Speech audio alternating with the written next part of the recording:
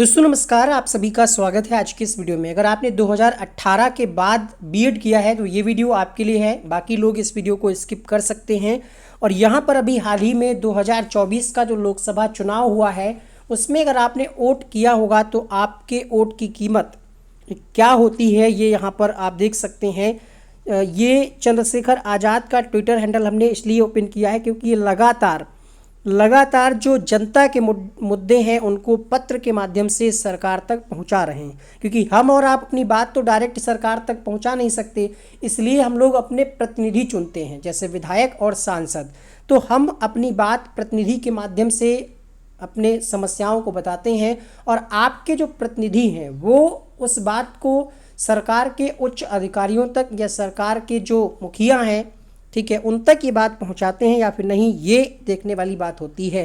तो यहाँ पर आप देख पा रहे होंगे, देश के करोड़ों बेगुनाह बीएड अभ्यर्थी, बेगुनाह कौन है, जिन्होंने 2018 के बाद नोटिफिकेशन जारी होने पर बीएड किया, को प्राथमिक शिक्षक पद के लिए योग्य करने के संबंध में माननीय शिक्षा मंत्री भारत सरकार को पत्र लिखकर अनुरोध किया कि देश के इन करोड़ों बीएड अभ्यर्थियों के भविष्य को ध्यान में रखते हुए इस समस्या का समाधान करने का प्रयास करें। क्या इन्होंने लेटर में लिखा है ये हम आपको पढ़ करके सुनाएंगे, ठीक है। यहाँ पर इनकी प्रतिक्रिया भी देख सकते हैं आप। तो और सिर्फ यही एक मुद्दा नहीं, लगातार इनके द्वारा लेटर लिखा जा रहा है। अभी जो उत्तर प्रदेश में पुलिस भर्ती की जो परीक्षा हुई थी, रद्द हुई थी, उसको लेकर के भी इन्होंने उत्तर प्रदेश सरकार को पत्र लिखे हैं। इसके अलावा जितने भी मुद्दे हैं उस पर लगातार ये अपनी बात को रख रहे हैं। देखिए यहाँ पर इसके पहले भी एक लेटर लिखा गया था, 1 तारीख को ये उद्यम मंत्री को लिखा गया लेटर। इसके बाद यहाँ पर 5 जुलाई जो स्कूल में जो गवर्नमेंट स्कूलों में टीचरों को ऑनलाइन अटेंडेंस को लेकर के था, उसको लेकर के भी इन्होंने पत्र लिखा, ठीक है, कि अभी ये उचित नहीं है। इसके बाद अगर हम बात करें यहाँ पर 69,000 शिक्षक भर्ती में जो आरक्षण में विसंगतियाँ हुई, इसको लेकर के भी इन्होंने 9 तारीख को पत्र लिखा।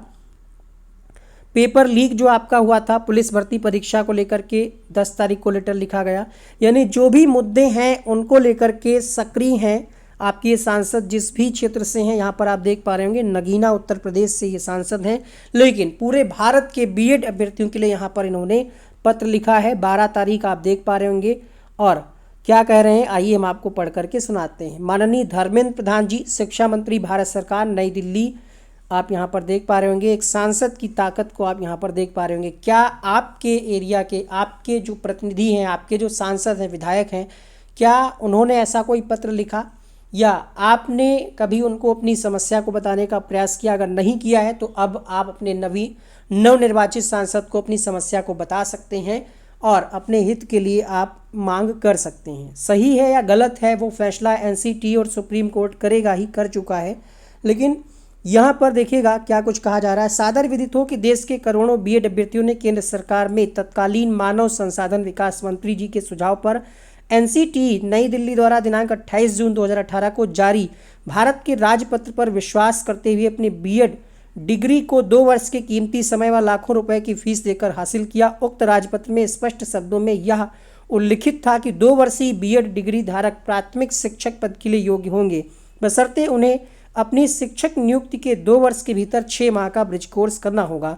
इसी राजपत्र के अनुसार ही जब देश भर में करोड़ों की संख्या में अभ्यर्थियों ने बीएड डिग्री या तो पूर्ण कर लिया था या पिछले सत्र में प्रवेश लेकर अभी भी पूर्ण कर रहे हैं, एनसीटी नियमावली द्वारा ही प्राथमिक शिक्षक पद पर योग्य होने के लिए प्रत्येक वर्ष आयोजित हो रहे केंद्रीय अध्यापक पात्रता परीक्षा सीटेट पेपर 1 को हम अपने बाल विकास व मनोविज्ञान के गहन अध्ययन, ज्ञान व अनुभव से बेहतरीन नंबरों से पास भी कर चुके हैं या कर रहे हैं। 11 अगस्त 2023 को बीएड अभ्यर्थियों के संदर्भ में माननीय उच्चतम न्यायालय के फैसले ने उक्त राजपत्र को यह कहते हुए रद्द कर दिया कि एनसीटी ने एक स्वायत्त संस्था के तौर पर काम नहीं किया। तो गलती किसकी है? एनसीटी की है, साफ तौर पे साबित हो रहा है। बल्कि केंद्रीय विद्यालय संगठन केवीएस की मांग पर मानव संसाधन विकास मंत्रालय एमएचआरडी द्वारा जारी निर्देश पत्र का पालन करते हुए उक्त राजपत्र को जारी किया। देश के सर्वोच्च संस्थाओं की उक्त गलतियों की सजा अब इन अभ्यर्थियों को पीआरटी से बाहर होकर भुगतनी पड़ रही है। अर्थात सभी बेगुनाह बीएड अभ्यर्थियों को प्राथमिक शिक्षक पद के लिए अचानक अयोग्य ठहरा दिया है। वर्तमान ठहरा दिया गया है। वर्तमान समय में चल रही भर्ती प्रक्रिया से भी इन्हें वंचित करने का काम किया गया है, जिससे ऐसा प्रतीत होता है कि इनके शिक्षक बनने के सपनों की संस्थानिक हत्या केंद्र सरकार, एमएचआरडी और एनसीटी द्वारा सामूहिक रूप से की गई है। बिना अपराध के ही सभी बेगुनाह बीएड अभ्यर्थियों के जीवन व भविष्य को पूर्णतः बर्बाद बनाने का काम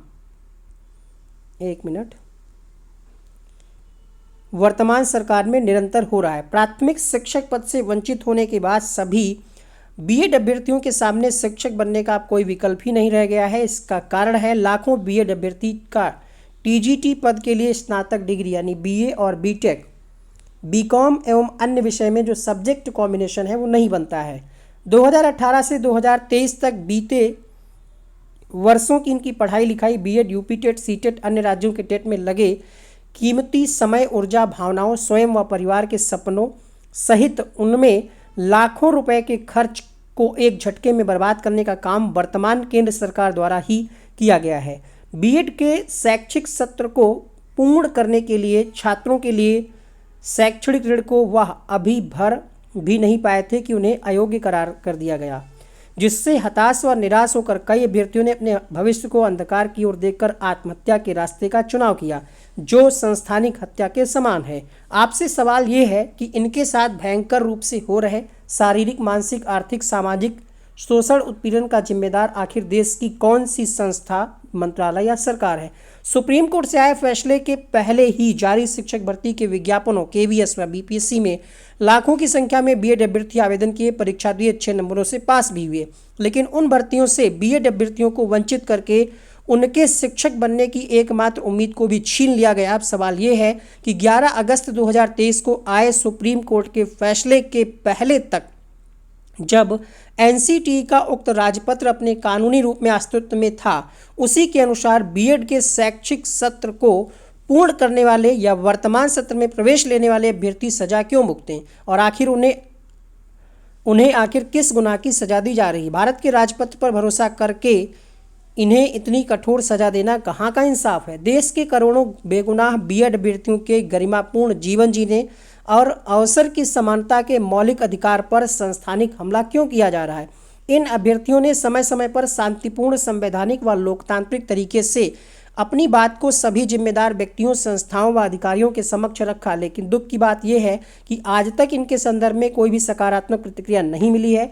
बीते 22 सितंबर 2023 को एनसीटी सचिव और संयुक्त बीएड मोर्चा हिंदुस्तान, वर्तमान में बीएड छात्र वेलफेयर एसोसिएशन के 7 सदस्यीय टीम से हुए आधिकारिक वार्ता में इन्हें पीआरटी में पुनः शामिल करने का जो भरोसा दिया गया था उसका पालन उक्त संस्था ने अभी तक नहीं किया। अतः आपसे अनुरोध है कि आप इन देश के करोड़ों बीएड अभ्यर्थियों के भविष्य को ध्यान में रखते हुए समस्या का न्यायोचित समाधान करने का प्रयास करेंगे।